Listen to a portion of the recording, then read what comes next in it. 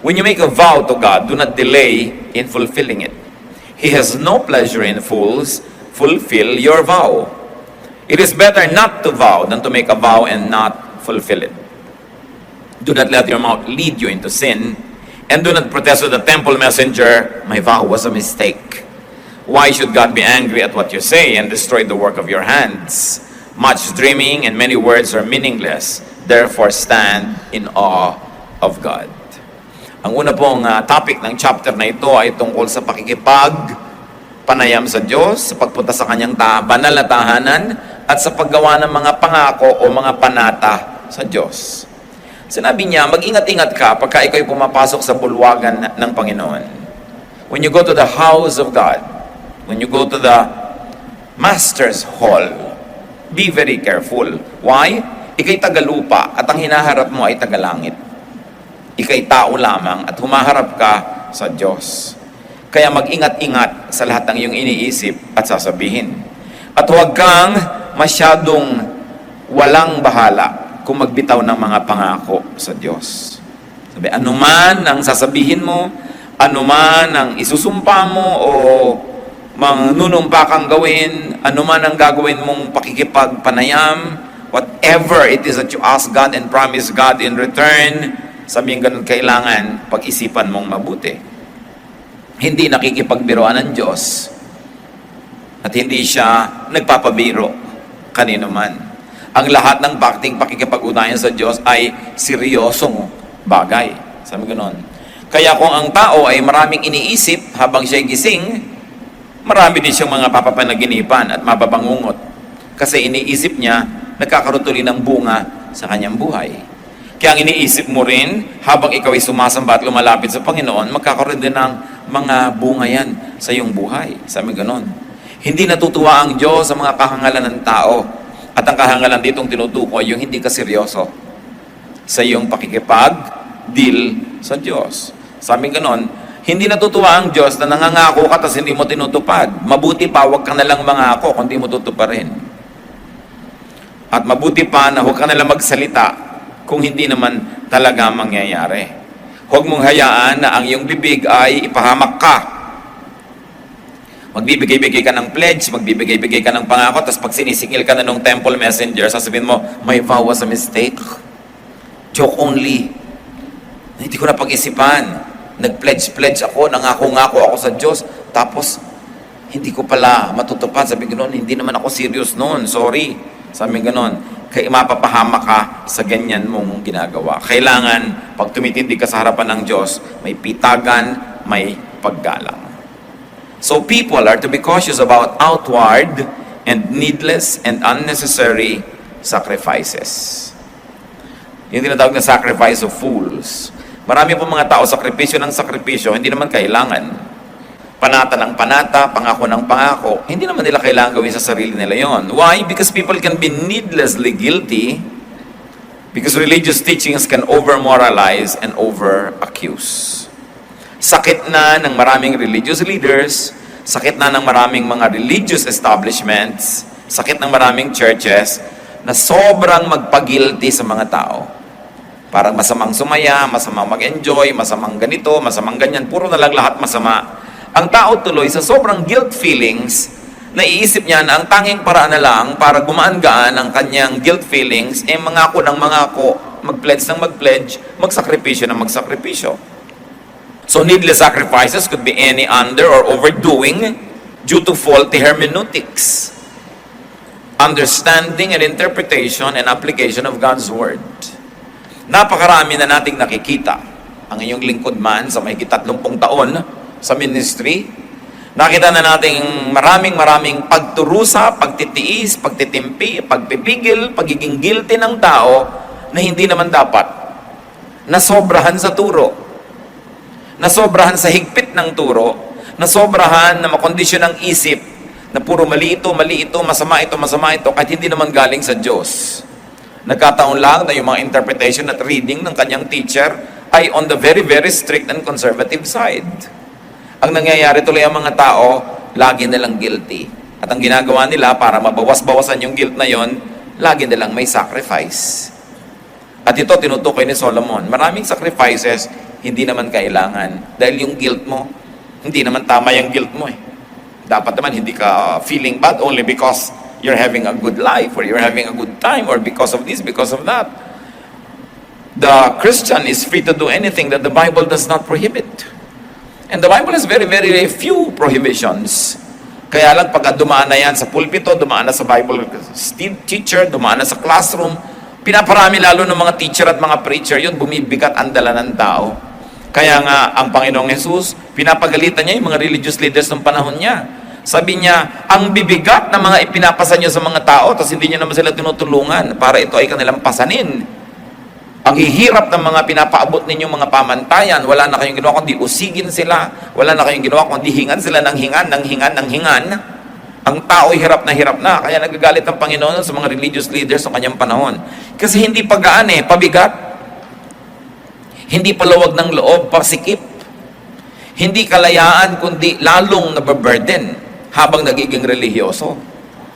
Kaya ang isang negative effect ng too much religion, ang tao nawawala na ng saya, nawawala ng sigla, nawawala na ng buhay, lagi nilang nagigilty. So, namamanata tuloy.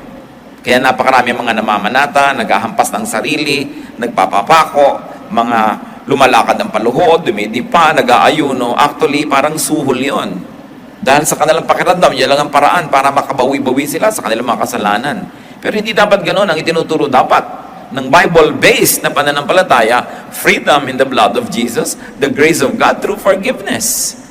Kaya kung nagbibigay ka sa Diyos, namamanata ka, na sumusumpa ka, nagpe-pledge ka, hindi dahil guilty ka, kundi dahil natutuwa ka, tumatanaw ka ng utang na loob, na nagbibigay ka sa mga gawain ng Panginoon, hindi para suhulan ng Diyos na ipikit ang kanyang mga mata sa iyong patuloy na mga pagkakasala. Nagbibigay ka dahil sukli mo ito sa kabutihan ng Diyos na nararanasan mo na. Habang lumalaya ka, gumagaan ang iyong pakiramdam, lumiliwanag ang iyong pag-iisip, lalo ka nagiging good giver, not because you're guilty, but because you're already set free from guilt. Magkaiba yung ganong pananaw. So Solomon was teaching us not to be thoughtless and careless and impulsive about our promises to God. Pag-ingatan daw ang thoughtless promises to God. Now, it is not wrong to make promises to God, but promises should be well thought of and kept. Pag sinabi na mabuti pa huwag ka nalang mangako kaysa hindi mo tuparin, hindi ibig sabihin nun yun talaga. Ang sinasabi lang, mangako ka, good, pero tuparin mo. Kesa mangangako ka, hindi mo naman tutuparin. Kasi kung gano'n yung application, edi wala na lang mangangako sa Diyos. Ang Diyos nga, ang daming pangako sa atin Ang dami niyang promises sa atin. Kaya hindi man masama na ikaw din mag-promise ka sa Diyos. Kaya lang, isipin mo tuparin. Make promises to God, but be serious. And then be free from needless and impossible promises. In the Bible, there was a man na ipinangako niya, pag nagtagumpay ang aming gera, pag uwi ko, papatayin ko bilang offering ang unang sasalubong sa akin. Ang unang sumalubong, ang anak niyang babae. Masama man sa loob niya, pinatay niya, kasi nangako siya Alam niyo kung ba't may ganun pangako? Dahil nung araw, ang unang sumasalubong sa iyo, yung mga hayop. Kasi ang silong ng bahay ng mga tao noon, yung mga hayop doon nakatira, yung mga tao nasa second floor.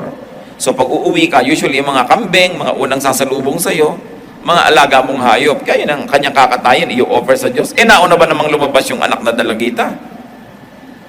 It was a needless and an impossible promise. The guy kept it dahil pangako niya sa Diyos, pero hindi ako humanga sa kanya. Dahil in the first place, ba't ka nangako ng ganyan? Siguro inaasahan niyang asawa niya, o biyan na ng unang lalabas, no? Kaya, wala akong magagawa, pangako ko to sa Diyos. Pero yung anak ang lumabas. Ang hirap nang nangyari sa kanyang buhay. A promise is a covenant. It's a contract. It's a bind. Kaya mag-iingat tayo kahit sa pangangako sa tao. Yung mga pinapangako mo, iibigin kita habang buhay. Ano naman paano mo nalaman na hindi magbabago ang pakiramdam mo? Di ba? Hindi pinapangako ang kanyang mga bagay. Sabi mo lang, sisikapin kung ibigin ka habang buhay. Pero hindi ka nakakatiyak na iibig ka buong buhay. Yung magbabayad ako sa'yo sa katapusan. Nakakatatlong katapusan na, wala pa yung pala sa katapusan ng mundo. ang bayad. Kaya pag may nagsasabi siya sa katapusan, itanong mo, katapusan ng Mayo o katapusan ng mundo? Kasi hindi malinaw. A loose tongue often gets its honor in a tight place. Yang laging nagngangako, madalas mapako. So this is a lesson not only in our relationship with God, but also in our human relations. And the lesson is, do not commit yourself too soon. Huwag kayong o agad. Huwag kayong mangangako agad. Kahit sa pag-ibig, huwag kayong makikipagsumpaan agad. Magpapalitan agad ng sing-sing kasi nagbabago ang pakiramdam ng tao. Paano ngayon kung committed ka na? Nagbago ngayon loob mo. Obligado ka ngayon na panindigan yung sinabi mo. Kaya mas mabuti, matuto tayo kay King Louis XIV of France. Si King Louis XIV, tuwing may lumalapit sa kanyang ministro o high government official, may hinihingi, may nire-request, may pinapa-aproban, ang lagi niyang sinasabi, I shall see. I shall see. And it's a very good way to think first. Huwag kayo nag-oo agad. Governor kayo, mayor, manager, president ng company, may-ari ng isang kumpanya, meron sa inyong may request, pirma kayo agad. No, I shall see. Bukas, balikan mo to. Mag-iisip muna ako. Kasi madaming napapasubo sa pagsasabi agad. At ang salita, habang nasa loob pa ng bibig mo, ikaw pang amo. Pero ang salita, pag binitawan mo na, siya na ang amo, ikaw na ang alipin. Tutuparin mo na, susundin mo na yon. Kaya, tuwing merong nagre-request sa inyo, lalo may lumapit, I shall see. Teka, tingnan natin. Kasi, kung minsan, oo ka na, hindi mo palalo yung pasikot-sikot ng buong kwento eh. Yung pala, minanipulate ka, minaniobra ka lang para maka-oo. Ngayon, nung malaman mo na may kabilang side yung kwento, naka-oo ka na sa kanya, paano? Kaya dapat, huwag agad-agad. Liban na lang life and death. Emergency talaga. Pero kung may oras kayo, delay your decision. Ang desisyon na hindi mo pa binibitawan, alipin mo pa. Pero oras na binitawan mo na, ikaw na yung alipin. So in the verses that we have read, a promise to God of offering was being taken back. Nag-pledge siguro itong tao na ganito, magdodonate ako ng ganito, tapos kinukuha na sa kanya nung temple messenger, sabi, it was a mistake. Many people make promises to transact with and to seek favor from God, then not keep them when they get what they ask for. Yan na yan yung mga lulubog na barko na, Diyos ko, huwag lang pong lumubog ito, talagang maglilingkod ako sa inyo. Ngayon, hindi lumubog, paglapag niya sa pier, sabi niya, joke only. Dahil nakatungtong na siya sa terra firma. Lupa na yung tinutungtungan.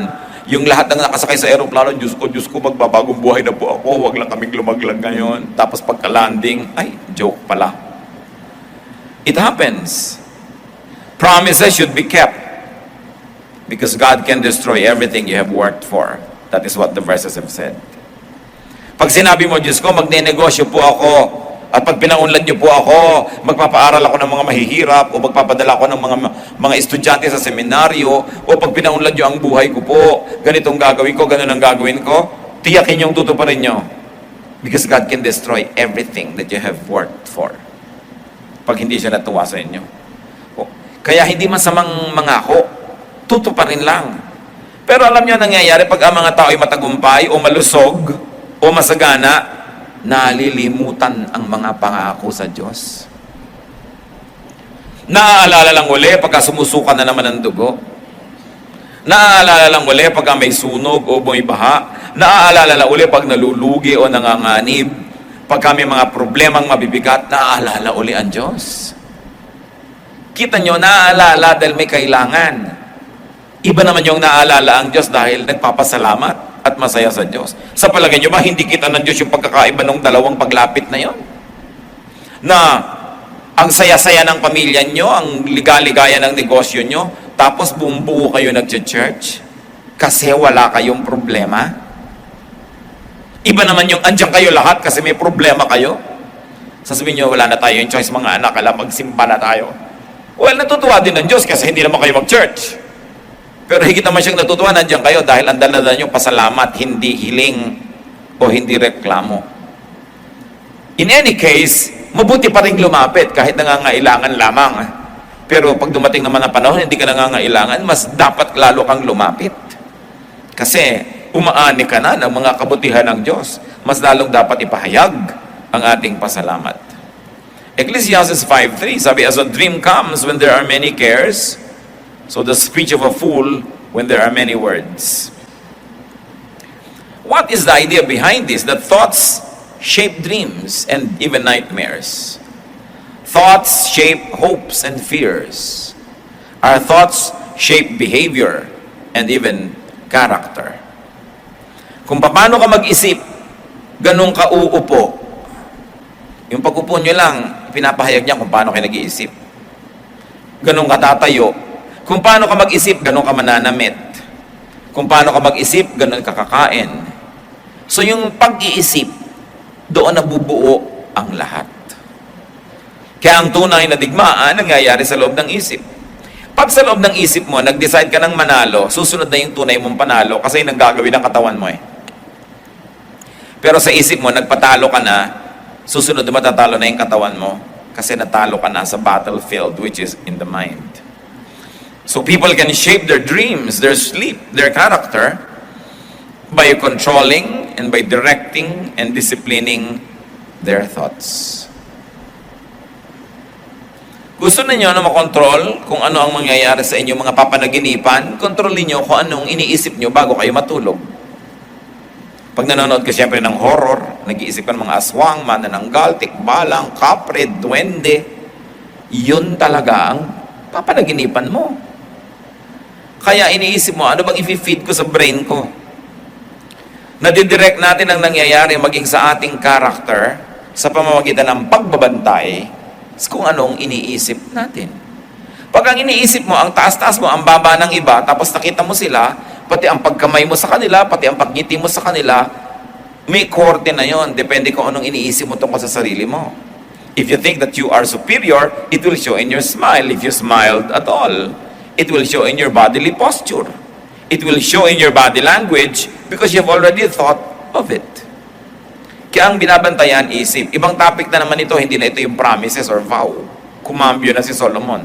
It's about thoughts and what happens after we have made our thinking process.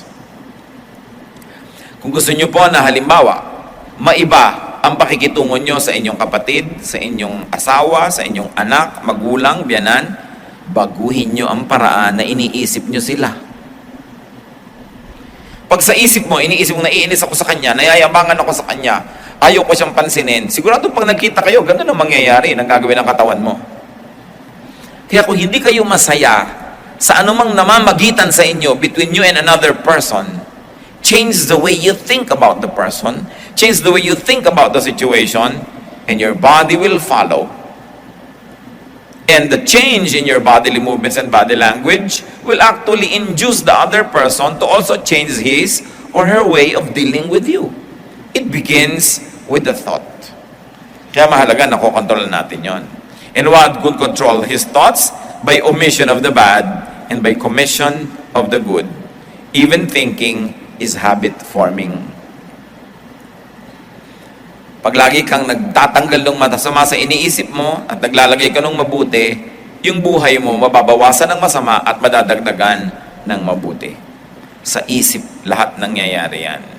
Kaya sabi ng Psalm 1:1-2, Blessed is the man who does not walk in the counsel of the wicked, or stand in the way of sinners, or sit in the seat of mockers. So blessedness is in not doing those things, in omitting those things. Verse 2, but his delight is in the law of the Lord, and on his law he meditates day and night. So blessing is on doing what is nice, to meditate on the word of God. To meditate is a mental process.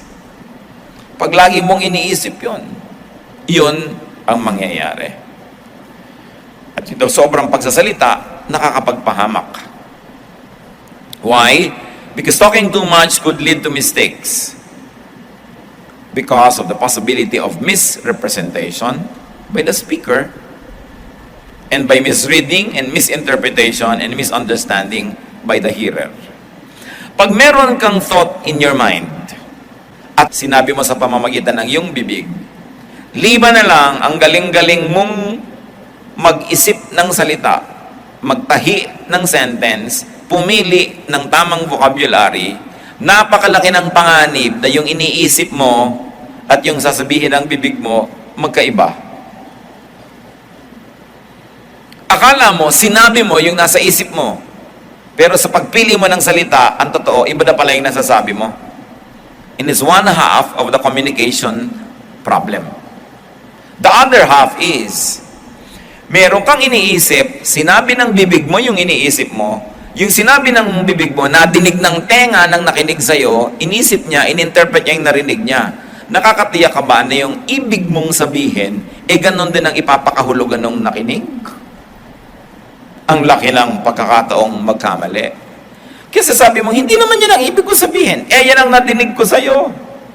Sasabihin nung nakinig. Kaya po maraming away ang mag-asawa eh. Kasi magkaiba ng paraan ng pagsisimbolize ng idea ang lalaki at babae. Yung babae, mahal kita. Therefore, mainit na mainit ang kape. Mainit na mainit ang sinangag. Bagong laba ang ating mga bedsheet. Ganun yun. Binibigyan kita ng mga maliliit na services, mga maliliit na mga pansin, pati binibigay mo sa aking chocolate, itinatago ko ang balat. Yung ganon. Tandang-tanda ko lahat ng ating birthday, anniversary, kung saan tayo nagkita, ang kulay ng damit mo nung una nating date. Kasi mahal kita. Sa babae kasi yun yung kanyang language na ibig sabihin, mahal kita. Yung lalaki naman, maraming beses, wala yun. Pag sabi mo, mahal mo ba ako? Oo, kita mo nga, pinakasal lang kita. Wow, thank you very much. Salamat naman, pinakasal mo ako. Pero sa lalaki kasi, pinakasal lang ka pala, yun ang pinakamataas na pagpapakahulugan niya ng pag-ibig. Kahit na nire-neglect ka niya, which is not an excuse. What we're just trying to say is, magkaiba kasi na expression. Same idea of love, pero pag sinabi ng bibig, sinabi ng katawan, iba na. So iba na ngayon ang reading. And one of the most terrible situations in communication is that not what I said, but what you thought I said, syndrome. Hindi yan ang sinabi ko.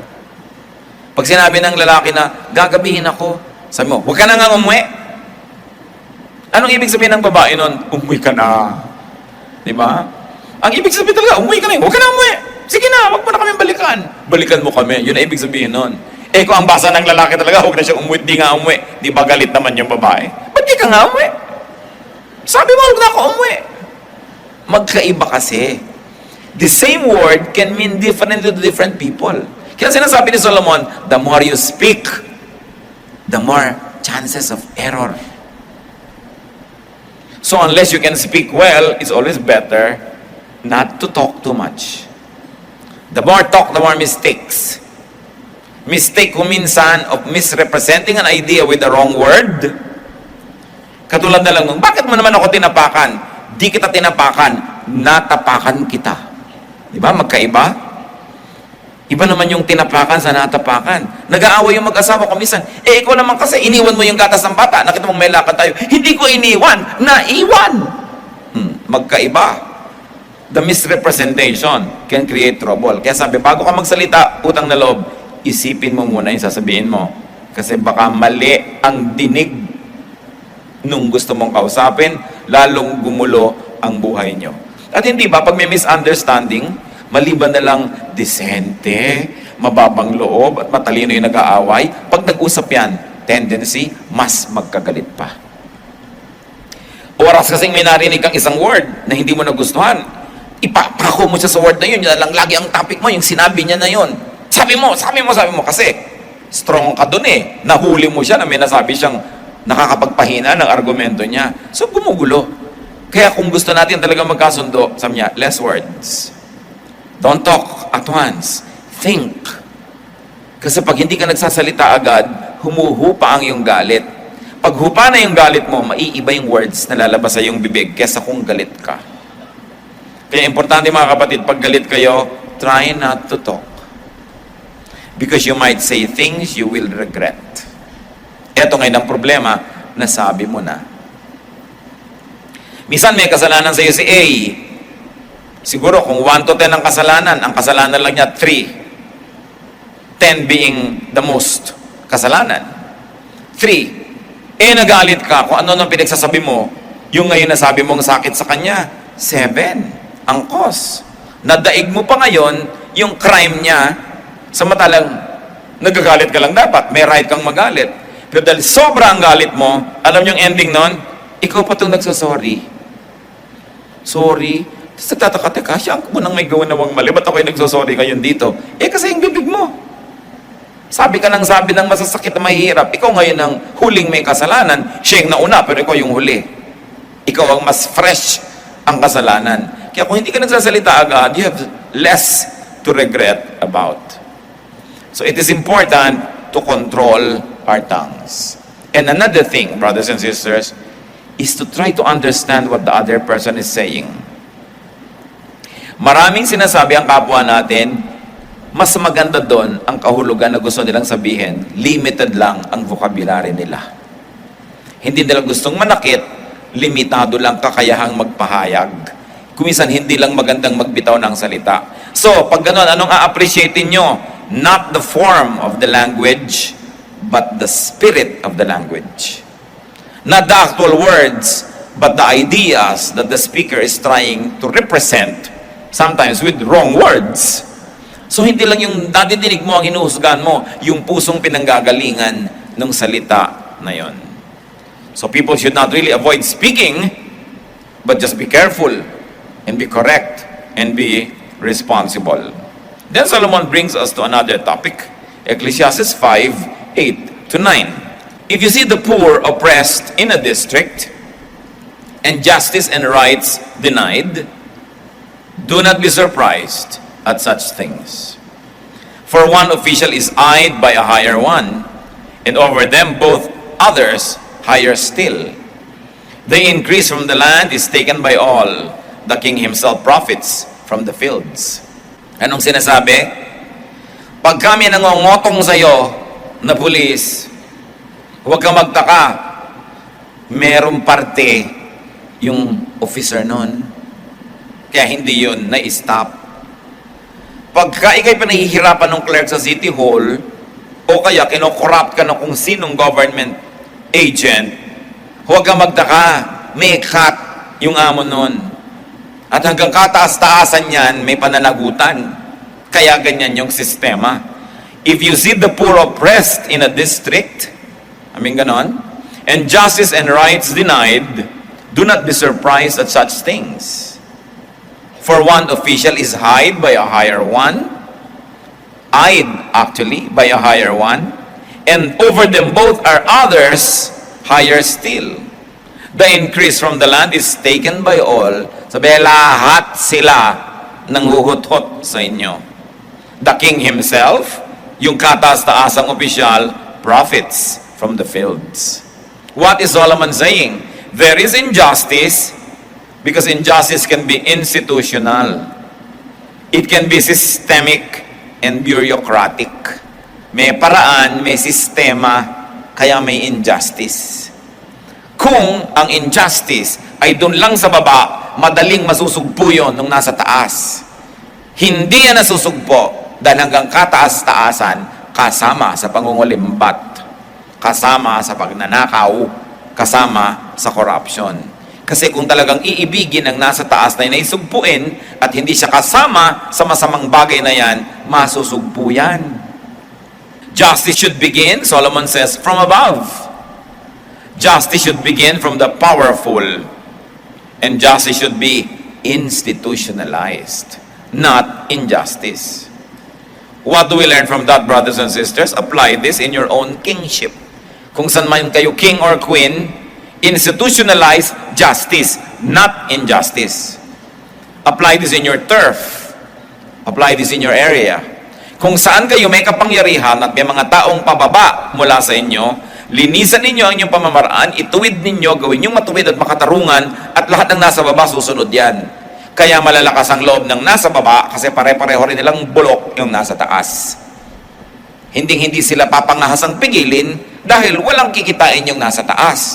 O kaya, paano sila sisilipin ng nasa taas kung sila din yung masilip? Kaya ang corrupt na matataas na opisyal, hindi nila kayang sugpuin ang corruption dahil pag sinugpo nila yon, pati sila masusugpo. Pero kung iibigin niya na sugpuin, it must start from the top. sa simula. Sabi ni Solomon, sa hari nagsisimula ang paglilinis ng pamahalaan. Kung ang hari mo ay bulok, umaalingasa, umabantot, corrupt, marumi, mamamatay tao, mandaraya, yun ang mangyayari sa buong bureaucracy. Kaya gustong ipaliwanag ni Solomon ang pananagutan ng mga namumuno. Ecclesiastes 5:10. Whoever loves money never has money enough. Ngayon, money na naman yung topic. Whoever loves wealth is never satisfied with his income. This too is meaningless. Sinasabi sa atin, it's foolish to love money because you will never be satisfied. You will never have enough. Tingnan nyo mga kapatid. Mag-isip kayo ng taong mahal na mahal na mahal na mahal na mahal nyo. Na-satisfy na ba kayo? Laging kulang. Dapat lagi siyang nandyan. Kahit madalas na, kulang pa. Dapat lagi kanyang naaalala, kulang at kulang. Dapat lagi kanyang naiisip, kulang at kulang. Kasi whoever you love so much will never be enough. That's why if you love money so much, you will never be satisfied. It will never be enough no matter how much there is. Kaya ang sinasabi, love the Lord your God with all your heart and with all your soul and with all your being. Why? Because God can be enough. It is only God that we can love and be enough. Everybody else, kulang. Kahit mahalin ka ng mahal mo, paano ka namatay sa bigla? Di kulang, ng laki ding kulang. Ngayon, kung mahal ka, mas mahal mo siya kaysa mahal ka niya, di kulang. Kaya napakahalaga, pinipili natin kung sino at anong mamahalin. Ang mahalin mo ng todo, yung pwedeng makapuno sa'yo. At yun ay ang Panginoon. Mahalin natin ang tao, mahalin natin ang trabaho, mahalin natin ang mga bagay, pa dapat secondary lang yan. Hindi una. Kasi pag yan ang una mong minamahal, kulang at kulang at kulang ka lagi sa iyong buhay. How do you know that you're a lover of money? You are a lover of money if you are never satisfied. When you don't feel like you have enough. If you don't feel satisfied, no matter how much you already possess, it means you are a lover of money. Yung maraming pera na hindi masaya, naiingit ko minsan doon sa taong konti ang pera, pero ang saya-saya na. Maraming mga company executives, ang lalaki ng mga sweldo, ang lalaki ng mga bonus, pero hindi masaya. Pag tiningnan nila yung karaniwang empleyado, magkaroon lang ng 13th month pay, ang saya-saya na, alam na nila eksakto anong bibilin, talagang alam na nila. Minsan naiingit pa yung mas maraming pera. Buti pati ordinaryong empleyado, alam niya kung anong gusto niyang gawin sa pera niya. Pero ako, ang daming pera, ano nga kayang gagawin ko dito? More money doesn't mean more happiness. Who is wealthy? Not the people who have the most money, but those who make the most out of whatever they have. Yun ang tunay na mayaman. Kung sakasakali na tayo ay madaya at malagay tayo sa sitwasyon na hindi na tayo marunong masatisfy, laging kulang, learn to be satisfied. Learn to be thankful. Pray for contentment and review your relations. Review who influences you. Kadalasan, pag hindi na tayo marunong masatisfy, lagi na lang kulang at kulang, nai-influensya tayo ng mga taong sakim. Nai-influensya tayo ng mga taong sobrang materyoso, nai-influensya tayo ng mga taong wala ng kaligayahan, at kung minsan nakikipag-compete pa tayo sa kanila, hindi natin alam na huhulog tayo sa bitag na kinahulugan din nila.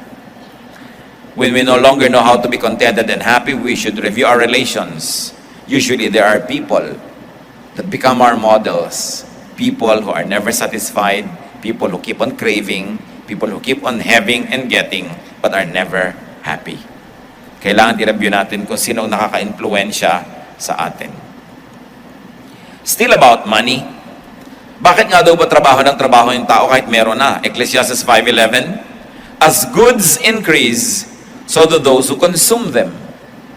And what benefit are they to the owner except to feast his eyes on them? So niya, pag lumalaki ang sweldo mo, lumalaki gastos. Pag dumadami ang pera mo, dumadami ang kamag-anak. Pagka dumadami ang iyong pera, dumadami ang kaibigan. Pag lumalaki ang iyong pera, dumadami ang mga sagutin sa buhay.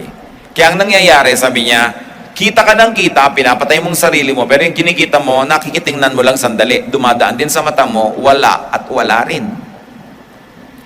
Kaya magtataka yung dating mag-asawa, ang income nila halimbawa, napakaliit, nag-Saudi ngayon yung isa, lumaki, pero ang ending every month, wala pa rin. Kulang at kulang. Kasi siyempre, pag nagsa-Saudi ka, o nasa Qatar ka, o nasa kung saan ka man, ang mga kamag-anak nyo dumadami. Hihiling, hihingi. Lagi ka nakukuhang ninang sa lahat ng kasal. Diba? Lagi ka na lang na ine-expect malaki ang bag pag may namatay.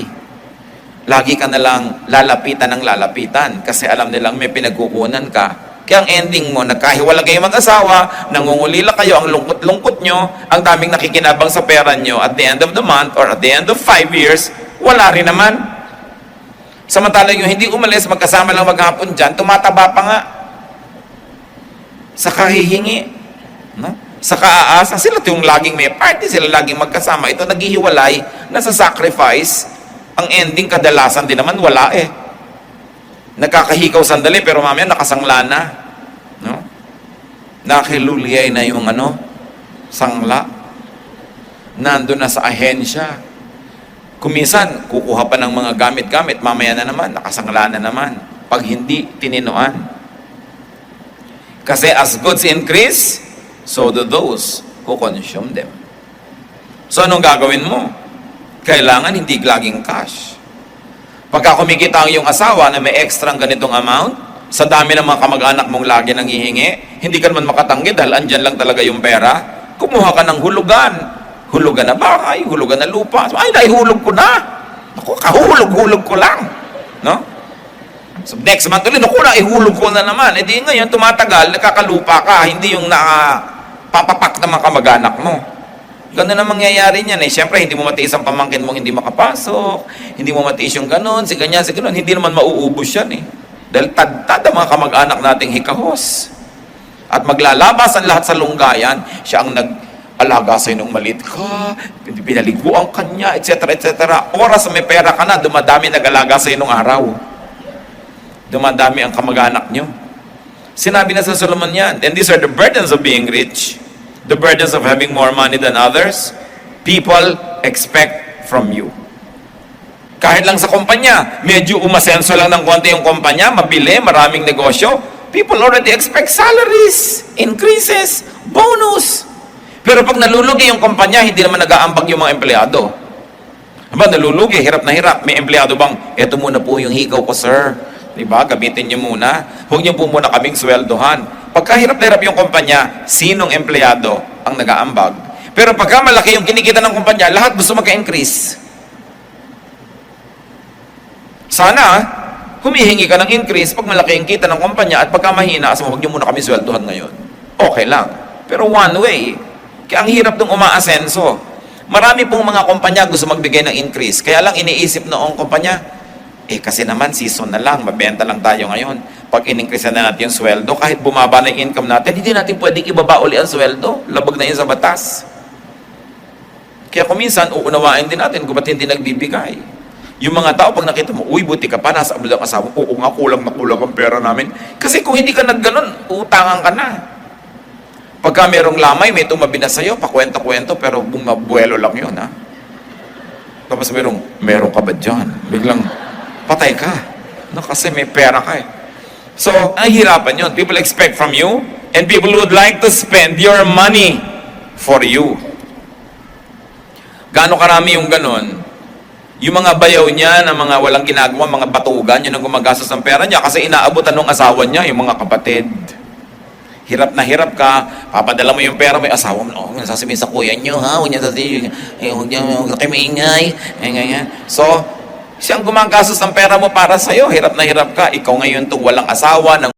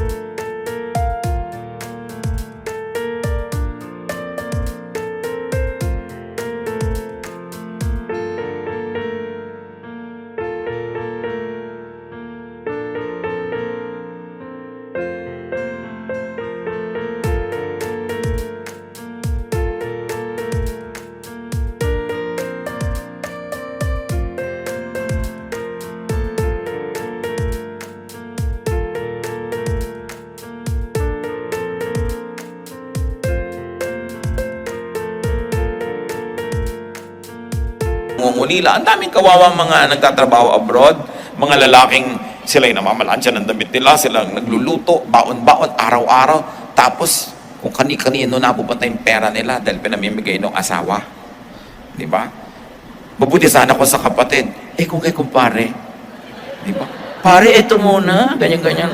Ang pera, kawawa naman itong si nag-abroad. Kaya, anong lesson nun? Isipin mong mabuti kung talagang gusto mong kumita ng malaki. Isipin mo kung ano yung bayad. At isipin mo, ang daming manghihingi sa'yo, ang ending din yan, halos wala rin natira sa'yo. Masama ka pa. Matapos mong magbigay ng 3 times, sa 4th time, hindi ka nakapagbigay, ang sama-sama mo pa. Mahirap umasenso sa ating bayan sa dami ng kamag-anak. No? Pero kung ikaw talaga, meron ka namang mapagkawang-gawang loob, maluwag sa iyong puso, okay lang. Pero kung gusto mo na, eto ka, hirap na hirap, nagsasakripisyo, tapos sasama lang pala loob mo para imamigay, dapat sabihin mo, teka, hanggang dito na lang gagawin ko, hindi ko nadadamihan. Actually, yun ang point ni Solomon. Hindi niya tayo tinuturo ang mawala ng ambisyon o maging kontento sa konti. Pero sinasabi niya, yun naghahangad ng marami ring ibinabayad yon. Willing ka ba? Isipin mong mabuti. Then Ecclesiastes 5:12, the sleep of a laborer is sweet, whether he is little or much, but the abundance of a rich man permits him no sleep. Hindi naman ito laging ganun na absolute. Pero because this is poetry, nagpapakita ng comparisons and contrasts si Solomon. Sinasabi niya, alam nyo, mas masarap pang matulog yung mga karaniwang manggagawa kaysa doon sa mga matataasang ranggo eh. At totoo naman yun, ano? Yung mga kapwa natin mahirap sa hirap ng trabaho, pag natulog, tulog na tulog. Talagang hindi mo magising. Maraming mayayaman, kailangan pa ng tranquilizer. Kailangan pa ng sleeping pill. Kailangan pa ng mood music at kung ano ng mga naaamoy-amoy na mga therapy para antukin. Kasi maraming inaalala sa buhay. The rich have much more worries. So usually, they have much more sleeplessness. This can be avoided by the rich and the abundant by not loving money. Nakakita na ako ng mag-asawang parehong nasa abroad, tapos humingi yung pamilya ng lalaki na ngailangan. Naku, yung babae walang ginawa, gabi-gabi ko di umiyak ng umiyak. Sa napunta doon sa lahi ng lalaki. Pero pag sa lahi niya napunta, secret. Huh? Hindi alam ni lalaki. Kaya ganun, ibayak ng umiyak hanggang mga yayat. Paano? Ang dami nilang pera tapos nautang. Kung wala ba naman silang pera, di walang uutangin. Ngayon, masarap magpautang kung mas mahal mo ang tao kaysa pera. Masarap magbigay. Alam niyo kung napakasarap na maraming pera? Kasi ang sarap ng pera sa paglabas nun, hindi sa pagpasok. Mahirap papasukin ang pera. Pero pag pinapalabas mo, maluwag sa iyong loob, sobrang magpasaya. Kung hindi ka umiibig sa pera. One of the nicest things to do is to give to people when it is in your heart to give. Don't love money, although you may love making money. Kasi challenge, gusto mong gumawa ng business, gusto mong maging fruitful, love making money. But do not love money itself. Kailangan, sabi ni Solomon, makinig kayo sa akin, sabi ni Solomon. Wala nang mas mayaman kaysa sa akin, pero ako nagsasabi sa inyo, wala naman doon ang kaligayahan. Papunta pa lang kayo, pauwi na ako. Wala nang higit yayaman sa akin, wala nang higit narurunong sa akin, so makinig na lang kayo. Sabi ganon, don't love money. Ecclesiastes 5:13-16, I have seen a grievous evil under the sun, wealth hoarded to the harm of its owner, or wealth lost through some misfortune, so that when he has a son, there is nothing left for him. Naked a man comes from his mother's womb, and as he comes, so he departs. He takes nothing from his labor that he can carry in his hand. This too is a grievous evil. As a man comes, so he departs. And what does he gain, since he toils for the wind? Sabi niya, marami na ako nakitang lungkot. Kayamanang inipon, inimbak, binantayan, na ikinapahamak lang ng may-ari. At meron naman mga kayamanan na inipon ng inipon, ang tagal sa isang iglap na wala. Ni walang maipamana sa anak. Yung anak na hindi nabigyan ng oras, hindi na alagaan, hindi nabigyan ng pansin because you're making money, tapos naubos din bigla yung pera, wala ka nang maipamana sa future, wala ka pang matingnan na lingunin sa nakaraan na maganda nyo naging samahan. Dahil naubos lang ang pera mo, kakahanap, ang oras mo, kakahanap buhay. So, wala at wala rin. Sabi ganon, ang taon man ipinapanganak na hubad, ililibing din siya. Mamamatay din siyang walang dala. Ang point ni Solomon, huwag niyong ubusin lahat ng oras at lakas sa pagpepera lang, sa paghahanap buhay at pagpapayaman. Marami pang ibang dapat gawin sa maiksing buhay na ito. There must be proportion. Yes, we need to earn. Kailangan maghanap buhay para magkaroon ka ng buhay. Pero hindi ka nabubuhay para maghanap buhay. Naghahanap buhay ka para mabuhay. So that you will get a life. But you don't live to look for a living. So the other perils and dangers in being rich, riches don't always do people good. Hindi napapahamak dahil yumaman. Dati, isa lang ang TV nila, nanonood ang pamilya, magkakasama sa sala, masaya, may unity, may bonding. Nung yumaman, tigitigis ang kwarto, tigitigis ang TV, hindi na sila magkita-kita. Nagkahiwa-hiwalay ang buhay. Kumisan may blessing yung kapos dahil lagi kayong magkakasama. Sabay-sabay yung kayong kumain dahil isang gilit ng bangus yung kakainin nyo, kailan nandun lahat, sabay-sabay. Pero pagka marami na kayo, nagkakanya-kanya na, may pagkakahiwa-hiwalay. May disadvantage din yung maraming pera. Kita nyo kung sinong magaling magmahal sa magulang? Yung laki sa hirap. Kesa yung laki sa sarap. Nagtataka ko, marami tayong mga kasama sa bahay. 11 pa lang, 9 pa lang. Umalis na sa probinsya nila para mamasukan. Pero hanggang 35, 45 years old na, buwan-buwan walang palya, nagpapadala sa magulang. Samantalang nakasama lang ng magulang, wala pang 10 taon, puro hirap pa. Pero bakit mahal-mahal ang magulang? Kasi kasama sa hirap. Maraming mga laki sa layaw, yan ang mga walang utang na loob eh. Sobrang sarap ang buhay, hindi sila nagising sa hirap ng buhay, hindi sila marunong makisama o makiramdam sa naghihirap, kaya sariling magulang na naghihirap, manhid pa rin sila. Wala, hindi pinapansin. Kasi laki sa sarap.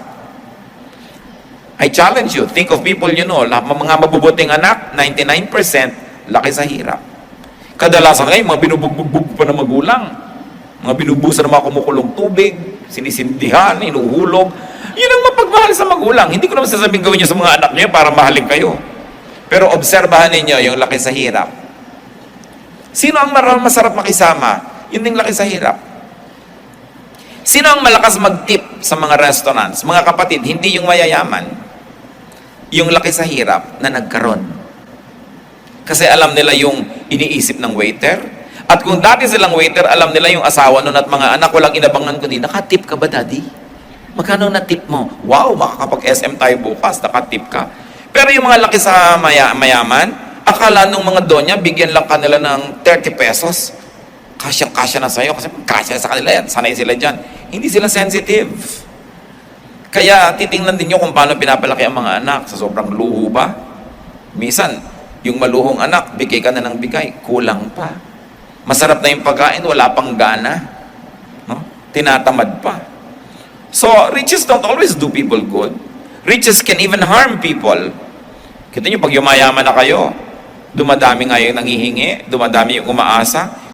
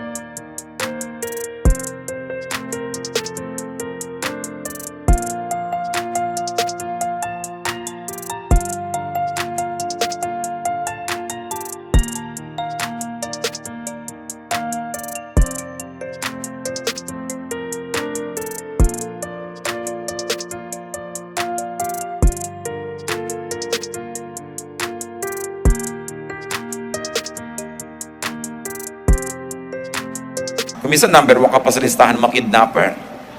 Mabuti kung wala kang pera, pakalat-kalat ka na dyan, hindi ka pansinin ng kidnapper eh. No? So, mas masarap ang tulog mo dahil wala namang interesado kumuha sa'yo. Riches could be lost in an instant. Pwedeng mawala. Riches don't guarantee security. Kadalasan nga, liability pa yan eh. Sino ba ang maglalakad na hindi namumulensya sa kalye? Di yung walang alahas. Subukan yung may alahas kayo, kinakabahan kayo. Kaya iba naman, tatanggalin pa, sasakay sa bus, pagdating, kakabit pa. Ba't ba nilalagay-lagay yan? Papahirap sa buhay. No? Sino ang hindi nangyanakawan? Hindi walang nanakawin. Marami mga kabataan kaya namatay dahil sa cellphone. Kung walang cellphone, edi buhay pa. Kasi tinutukan, ayaw ibigay si cellphone dahil paano niya mababasa yung mua. Kaya sukdo lang patayin mo ako, kailangan hawak ko ang cellphone ko kasi nag-expect ako ng text ditong, eat ka na. Wala namang kakwenta-kwentang mensahe, nagpapakabatay sa cellphone. No? So, napapahamak. Riches can't be taken beyond the grave. Tingnan nyo sa archaeology, mga pharaoh, mga hari, mga reyna, ang dami-daming dinalang kayamanan, kaya ngayong mga libingan nila, ninanakawan, hinuhukay. Kasi sa dami ng kayamanan doon. Kung wala kang kadala-dala, you will rest in peace. Pero dahil ang dami nilang dala, eto ngayon, nadala nga ba nila? Di ba pruweba? Hindi. Andun pa rin sa ilalim ng lupa. Kung hindi nanakaw ng iba, pupunta sa museo. Ngayon, kung sa buhay mo, para ka lang magkaroon ng marami, nakipagkagalit ka sa mga mahal mo sa buhay, lumayo ang loob nila sa'yo, na-isolate ka, hindi ka sumaya, puro kahirap, ang dami mong na-accumulate, hindi mo naman madadala sa kabilang buhay, hindi ba kahangalan? Kaya dapat iniisip. Ecclesiastes 5:17, all his days he eats in darkness, with great frustration, affliction, and anger. Nakikita natin yung hirap pag sobra kang sumisikap magpayaman. Ecclesiastes 5:18-20. Then I realized that it is good and proper for a man to eat and drink, and to find satisfaction in his toilsome labor under the sun, during the few days of life God has given him, for this is his lot. Moreover, when God gives any man wealth and possessions, and enables him to enjoy them, to accept his lot and be happy in his work. This is a gift of God. He seldom reflects on the days of his life because God keeps him occupied with gladness of heart. So niya, pero alam niyo, kung gusto kayong pagpalain ng Diyos, pwede rin naman kayong yumaman eh. Kung talagang gusto ng Diyos gawin niya sa inyo. So niya, alam niyo na pag-isip-isip ko pa, ang pinakamabuting gawin ng tao, kumain, uminom ng masarap, at enjoyin ang bunga ng kanyang ginagawa. Alam nyo kasi ang tinutukoy ni Solomon dito, walang inisip kundi mag-impok ni ayaw gumastos. Walang inisip kundi mag-save ng mag-save, kumita ng kumita ni ayaw magbigay. So alam nyo, pag meron kayong kinita, enjoyin nyo.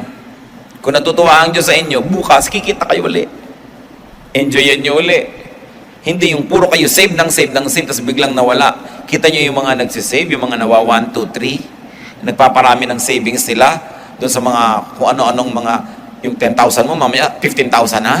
So sa unang buwan lang yon, no? Sa pangatlong buwan, pang-apat, hindi ka na maka-withdraw. Yung nawawala na yung opisina nung pinagbibigyan mo, na itakbo na yung pera mo. Yun ang sabing yan. Kasi sobra ka naghahangad. Bato-bato sa langit, ang tamaan, mag-isip. Ang mga nawa 1, 2, 3, yung naghahangad kasi. Kasi kung hindi ka naghangad, hindi ka madadaya. Yung ating kasing paghahangad, bumubulag sa ating karunungan, nabubulag ka sa pag-iisip. Kasi